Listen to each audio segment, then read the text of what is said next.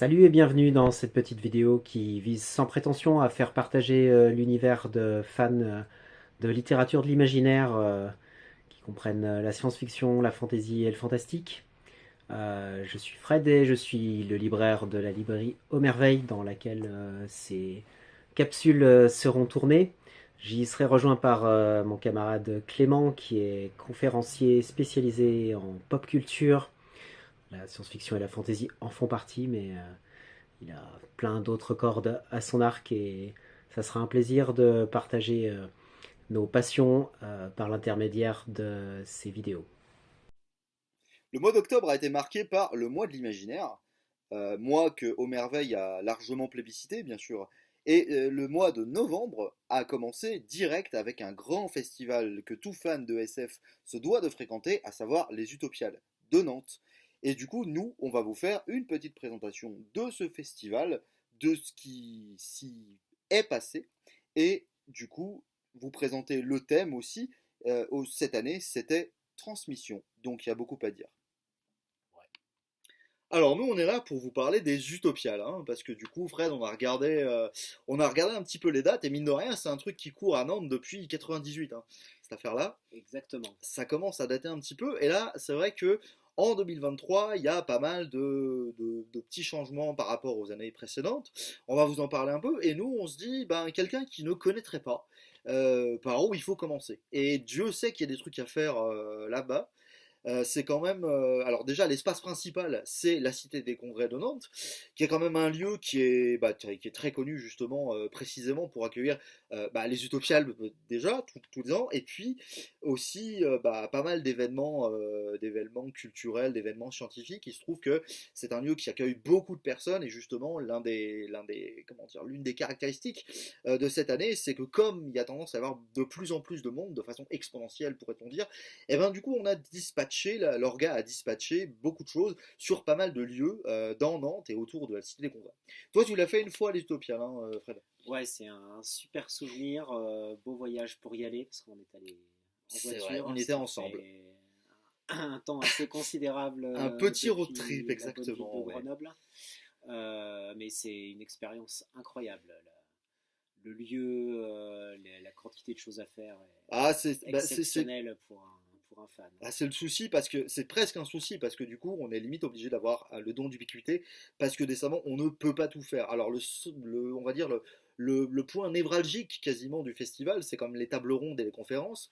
Tables rondes et conférences qui vont notamment faire se rencontrer des auteurs, autrices de l'imaginaire et des scientifiques de tout horizon en fait, de tous les domaines de sciences pour parler de sujets de société, de sujets de l'imaginaire. Alors souvent les deux sont liés d'ailleurs, hein. L'imaginaire nous parle aussi de nos sociétés. On va avoir tout un aspect cinéma. Typiquement, aux Utop, si vous voulez n'aller qu'au cinéma, vous pouvez parfaitement le faire parce qu'il y a notamment des points importants. Tous les ans, il y a une compétition de court-métrage international, hein. Donc il y a des très belles choses à voir. Et il y a des films parfois complètement inédits qui ne sont pas encore sortis en salle et qui passent juste aux Utopiales. C'était le cas. Je me demande si c'était pas le cas pour Albator l'année où on y était. Je sais plus lequel c'était. Ah, c'est sûr qu'Albator a été projeté en première aux Utopiales.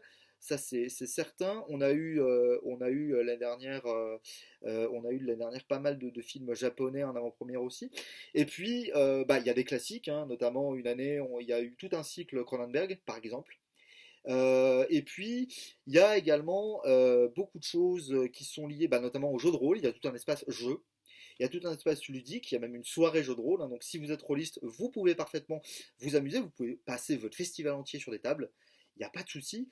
Et puis il y a l'aspect librairie, hein, évidemment, avec l'espace de la Talente et des librairies nantaises, où vous retrouvez absolument tout ce qui est dangereux pour le portefeuille, parce qu'il y a un peu de tout, il y a un peu de tout. Et justement, ça permet aussi de se rappeler que même si les Utopiales sont quand même très axés science-fiction, ça reste quand même un festival international de science-fiction, mais c'est quand même les genres de l'imaginaire en général qui sont convoqués, hein.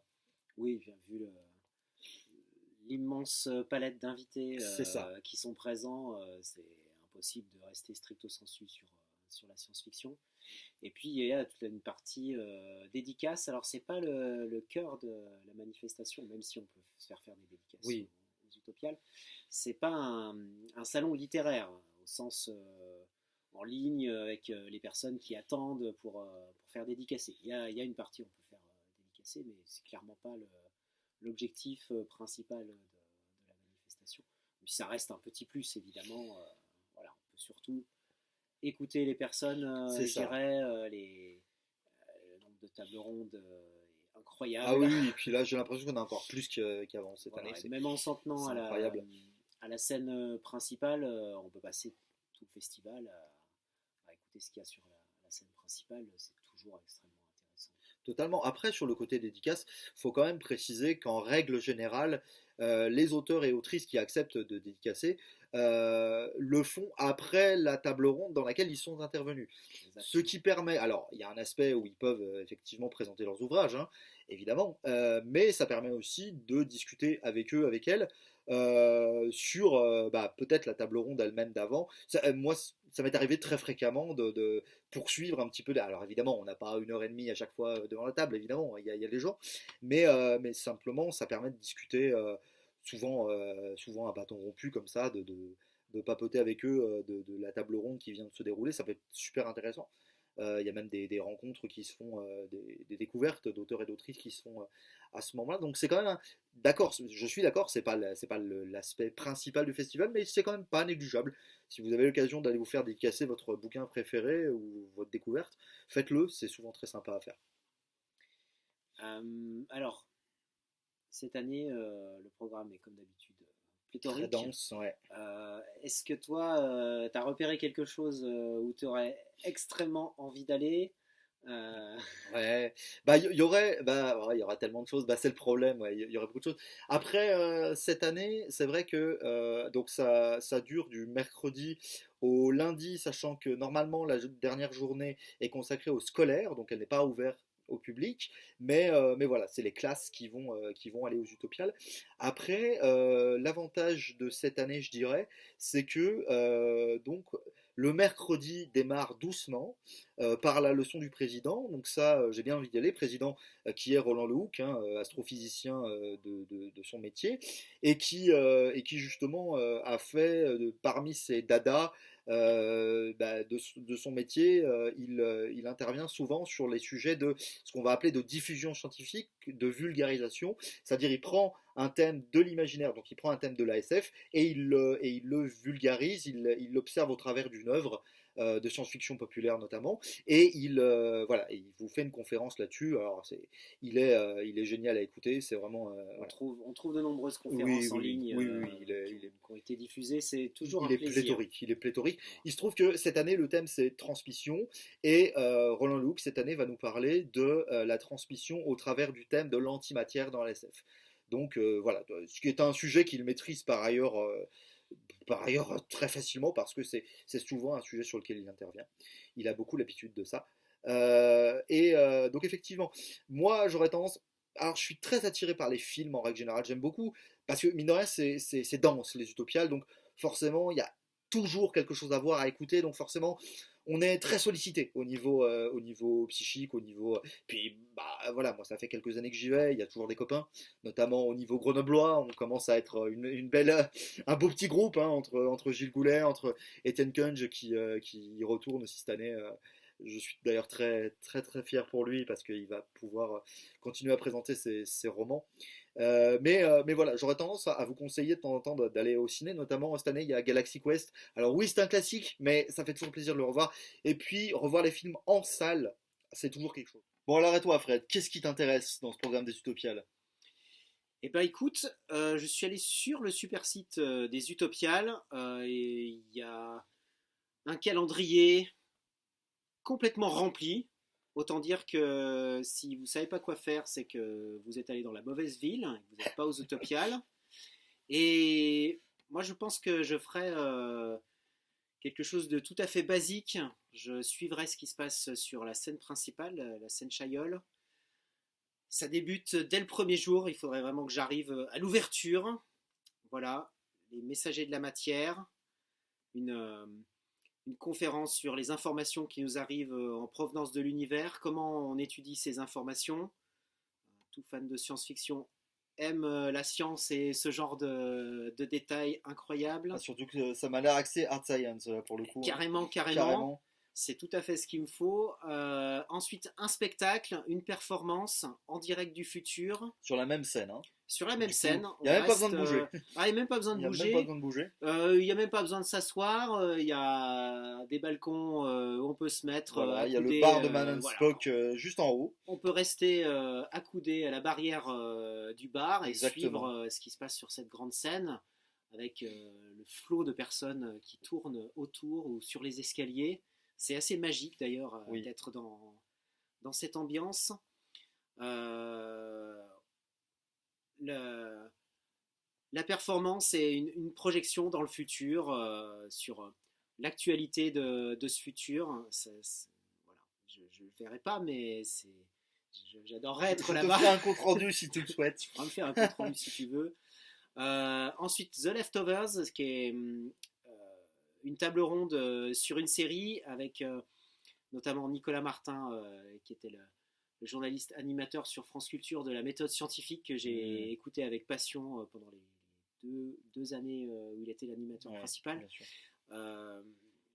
Voilà, je vous fais pas toute la journée du jeudi parce que là je viens de faire juste la matinée et rien que ça ça me met l'eau à la bouche. Bah, surtout qu'il y a beaucoup de choses qui se passent en même temps. Les places assises sont parfois chères. Ça peut arriver parce que bah, il y a beaucoup de monde. C'est un festival qui draine un flot de gens ininterrompu et souvent exponentiel, hein. D'année en année, c'est de plus en plus gros. Et vraiment, vraiment, c'est impossible. Si vous aimez la SF, si vous êtes simplement curieux, c'est tout à fait impossible que vous ne trouviez pas une table ronde qui vous plaise, un film qui vous plaise, hein, une exposition. Il y a beaucoup d'expos aussi aux Utopes qui vous plaisent. Donc franchement, franchement, faites-vous ce plaisir, faites-vous ce cadeau-là, quoi. Alors, si j'avais à aller aux Utopiales, en tant que libraire, qu'est-ce que j'aurais envie de faire? C'est essentiellement je dirais, discuter avec un certain nombre d'invités euh, que je pourrais sans doute jamais faire venir à la librairie ou que j'aurais que l'occasion de croiser à ce moment-là. Et comme c'est un moment qui est qu'à moitié professionnel, je dirais que j'irai voir des personnes que je ne connais pas déjà pour découvrir, essayer d'échanger avec. Et dans la liste des invités, j'ai vu qu'il y avait Claire North. C'est l'autrice d'un roman que le Bélial a édité en 3 parties dans l'excellente collection Une heure lumière. Et beaucoup, beaucoup, beaucoup de personnes m'ont dit énormément de bien et ça fait partie des Une heure lumière que je n'ai pas lu. Donc, voilà. Pour Comme me quoi, fixer un même pour objectif. toi, il y a des choses à découvrir. Exactement. C'est ce qui m'anime de toute façon en tant que libraire. J'aurais envie de découvrir. Mais il faut venir, regardez si elle est jolie, librairie, regardez si c'est pas un beau décor ça. Hein. Regardez, si on n'est pas bien là. Alors cette année aux Utopiales, j'ai vu qu'il y avait Kim Stanley Robinson, qui est une figure majeure de la science-fiction américaine. Si jamais vous ne connaissez pas sa trilogie martienne, voilà, c'est vraiment un classique maintenant de la SF Hard Science, et notamment autour de l'installation de l'humanité sur Mars. On n'ira sans doute jamais aussi rapidement que ce qu'il décrit là-dedans, mais c'est un monument. Et puis il a également écrit pas mal de choses autour du réchauffement climatique ou du futur, en tout cas écologique, de l'humanité. Et c'est quelqu'un que j'écoute en langue originale de temps en temps et qui serait super intéressant d'échanger même 5 minutes avec lui. Voilà, ça serait sans doute une personne que j'irai voir. Brajlon a édité le dernier bouquin de Kim Stanley Robinson qui s'appelle Le ministère du futur. Lisez-le. Et très souvent, quand on est dans une manifestation comme les Utopiales, on retrouve des gens qu'on connaît, mais qu'on ne voit qu'une fois, ou 2 fois par an, ou une fois tous les 2 ans. C'est ça, et des fois ils nous reconnaissent. Et des fois, ils nous reconnaissent. Ils nous reconnaissent aussi. Moi, je sais que j'irais volontiers saluer Olivier Gechter, qui a été longtemps un de mes clients quand j'ai commencé dans une vie antérieure lointaine, ou bien Pierre Bordage, avec qui j'ai eu l'occasion de passer plusieurs événements, repas et moments oui. tout à fait exceptionnels. Et toi, qui tu as en tête comme ça que... Eh bien, écoute, les deux En vrai. personnes que tu as citées sont des personnes tout à fait adorables et compétentes, qu'on salue. Bonjour Pierre et bonjour Olivier. Et moi, j'aurais tendance à... je suis un très très gros fan de Morgane Cossarieux, hein, qui est À raison. régulièrement, à raison, hein. Donc, Morgane Cossarieux, tout récemment, c'est dans tes veines.